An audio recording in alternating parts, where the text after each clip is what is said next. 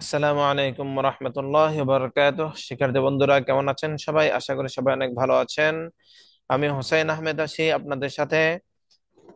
বন্ধুরা, পূর্ববর্তী ক্লাসে আমরা শিখেছি তিন আলিফ মদ কাকে বলে, কত প্রকার ও কি কি। আজ আমরা শিখবো চার আলিফ মদ কাকে বলে, কত প্রকার ও কি কি।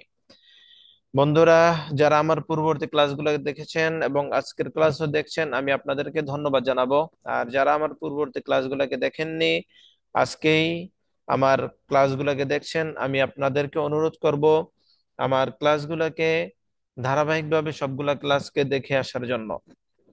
এবং আপনাদের কোনো মতামত থাকলে আমাকে জানাতে পারেন। বন্ধুরা, আসুন কথা না বাড়িয়ে শুরু করি। আজ আমরা যেটা শিখবো সেটা হচ্ছে চার আলিফ মদ কাকে বলে, কত প্রকার ও কি কি। আমি আপনাদেরকে খুব সংক্ষেপে প্রকারগুলোকে বলে দিব, কিভাবে নিয়মগুলো কতটুকু টানতে হবে আমি বলে দিব, যেন ভিডিওটা লম্বা না হয়। আমি আপনাদেরকে অনুরোধ করব, আমি আমার ক্লাসের শেষে কিছু বাড়ি কাজ দিয়ে দিব, আপনারা বাড়ি কাজগুলোকে সম্পন্ন করবেন এবং আমাকে কমেন্টের মাধ্যমে জানাবেন। আসুন কথা না বাড়িয়ে শুরু করি। গত ক্লাসে আমরা তিন আলিফ মদ কাকে বলে, কত প্রকার ও কি কি শিখেছি। ওই ক্লাসের মধ্যে একটা ছিল মধ্যে আরজি, আর একটা হচ্ছে মধ্যে মুনফাসিল। মধ্যে মুনফাসিল হচ্ছে একই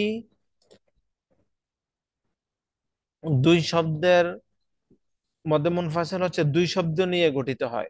দুই শব্দ নিয়ে কিভাবে গঠিত হয় সেটা হচ্ছে, প্রথম শব্দের শেষে মদের হরফ, দ্বিতীয় শব্দের শুরুতে আলিফ, আলিফ রূপে হামজা হবে, তাহলে হবে মধ্যে মুনফাসিল। আর মধ্যে মুত্তাসিল হচ্ছে একই শব্দের মধ্যে মদের হরফের পর হামজা হবে, এই গোল হামজা এটা হবে, এরকম হামজা হবে। তাহলে একই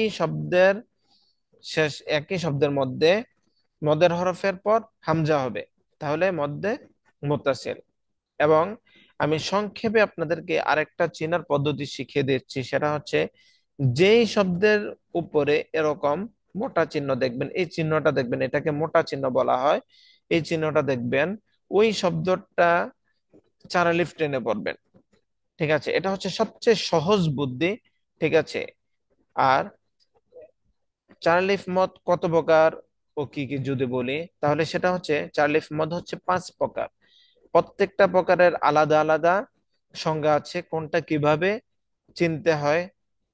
ঠিক আছে, আমি এগুলো ধারাবাহিক ভাবে আসতেছি, তবে সেটার জন্য কোনটার নাম কি, আমার মনে হয় নামটা মুখস্থ রাখাটা জরুরি না। আমার শুধু এটুকু জানাটা জরুরি যে এখানে কত আলিফ টেনে পড়তে হবে। আমি যদি এটা জানি যে এখানে চার আলিফ টেনে পড়তে হয়, তাহলে আমার জন্য সেটাই জরুরি।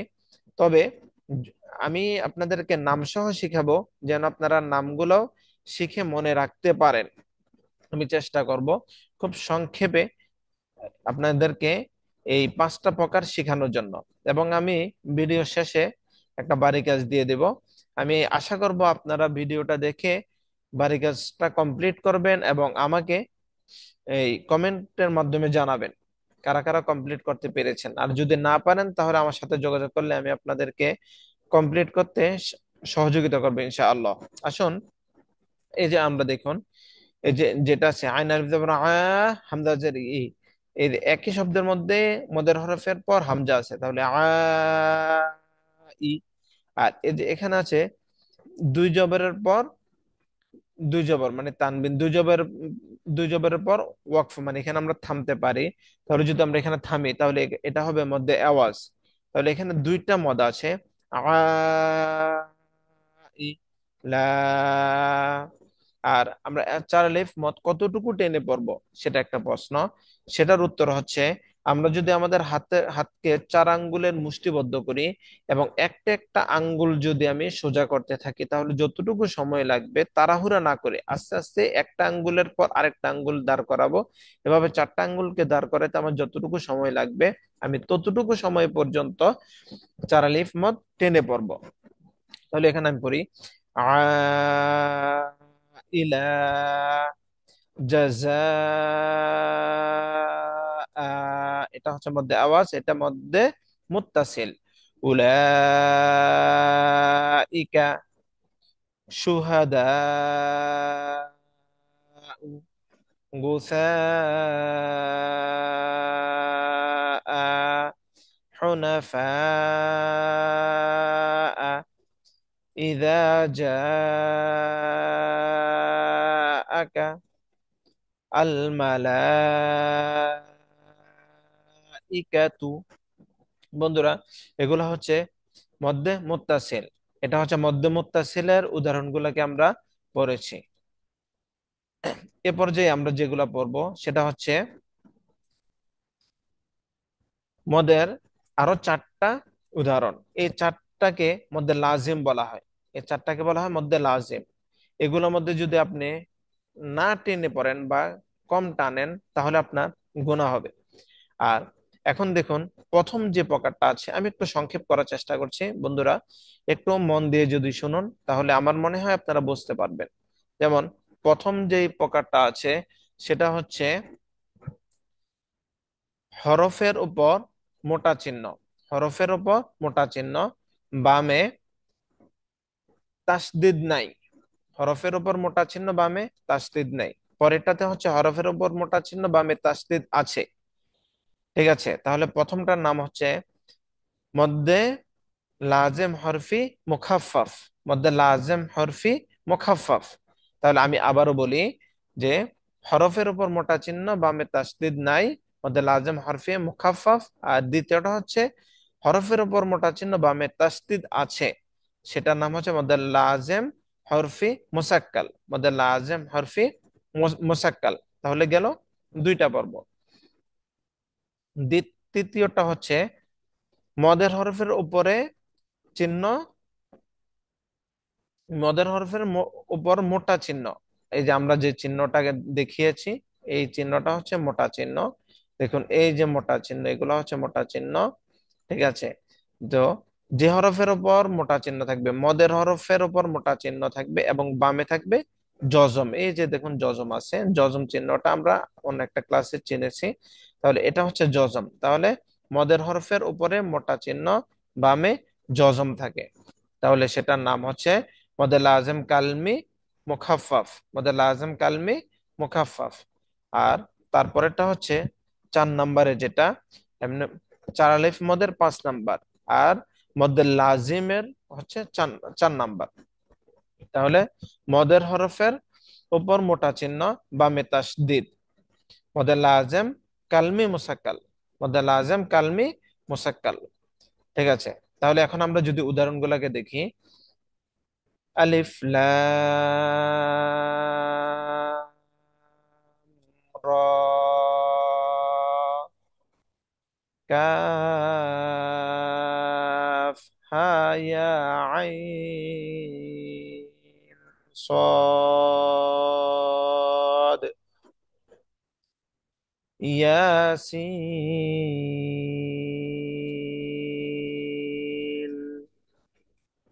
صاد طاسين হামিম। বন্ধুরা, এই শব্দগুলোকে কোরআন শরীফের অনেকগুলো সূরার শুরুতেই এই শব্দগুলোকে দেখতে পাওয়া যায়, হরফগুলোকে দেখতে পাওয়া যায়। এগুলা শব্দ যদি হয়, কিন্তু এগুলা হরফ। যেমন দেখেন, এই যে শুধু সদ আছে, এটা একটা হরফ। এখানে ত সিন আছে, দুইটা মিলে একটা শব্দ। তো এগুলাকে হরফে, এই যেহেতু এটা একটা হরফ নিয়ে একটা মদ হয়েছে, এজন্য এটাকে হরফে মুখাফফাফ বলা হয়। আর এখানে হচ্ছে দুইটা দুইটা হরফ নিয়ে, দুইটা হরফ নিয়ে মদ। যেমন কিভাবে বলি, আলিফ লাম, দেখুন এখানে তাসদিদ আছে, তাই এই যে লামের উপরে যে মদটা, এটার নাম হচ্ছে মদে লাজেম হরফি মুসাক্কাল। লামের উপরে যে মদটা আছে এটা হচ্ছে মদে লাজেম হরফি মুসাক্কাল। আর মিমের উপরে যেটা আছে এটা হচ্ছে মদে লাজেম হরফি মুখাফফাফ। আপনারা বুঝতে পেরেছেন আশা করি। দেখুন আলিফ লাম মিম, আলিফ লাম মিম সদ। এখানে সদ এবং মিম, এই দুইটার উপরের মত মত হচ্ছে মদে লাজেম হরফি মুখাফফাফ। আর লাম, এ লাম এবং এই যে লাম এটা এবং এই যে সিন, এই মদগুলা হচ্ছে মদে লাজেম হরফি মুসাক্কাল, এগুলো হচ্ছে মদে লাজেম হরফি মুসাক্কাল। আর 3 নম্বরে যেটা আছে মদের উপর মোটা চিহ্ন বামে জজম আসলে, এই যে আল আনা, এটা কোরআন শরীফে আপনি একবারে মানে একটাই উদাহরণ আছে, এটার আর দ্বিতীয় কোনো উদাহরণ নাই। তারপরে দেখুন মদের হরফের উপরে চিহ্ন মোটা বামে তাসদিদ যদি থাকে, ঠিক আছে, এটা হচ্ছে হরফের উপর মোটা চিহ্ন বামে তাসদিদ, এটা হচ্ছে মদের হরফের উপর মোটা চিহ্ন বামে তাসদিদ। দুইটার মধ্যে পার্থক্য হচ্ছে এটা হচ্ছে হরফের উপর মোটা চিহ্ন আর এটা হচ্ছে মদের হরফের উপর মোটা চিহ্ন। ক্লিয়ার তো? আশা করি বুঝতে পেরেছেন। আসলে আমরা উদাহরণগুলো দেখে নেই।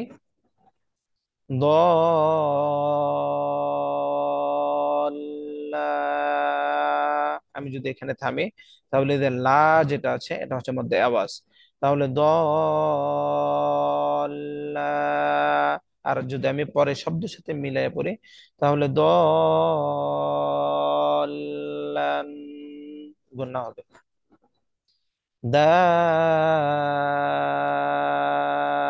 দাবাতিন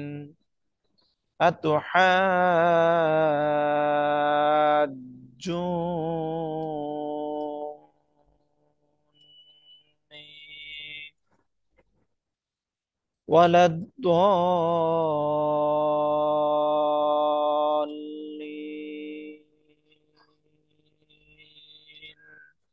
বন্ধুরা, আমি আশা করব আমি এতক্ষণ যতগুলো উদাহরণ দেখিয়েছি, যেগুলো দেখিয়েছি আপনারা বুঝতে পেরেছেন।